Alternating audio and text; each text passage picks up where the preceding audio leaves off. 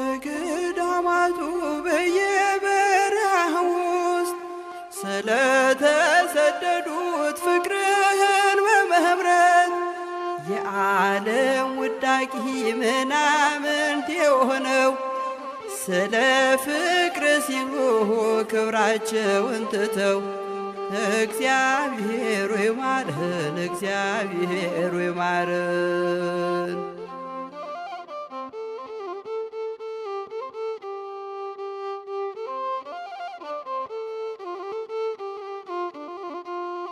የዓለም ውዳቂ ጉድፍ በተባሉት በምድር እየኖሩ በጽድቅ ሕይወት ባሉት ዓለምና አምሮቷን ትተው በመነኑ ኢየሱስ ሆይ ማረን።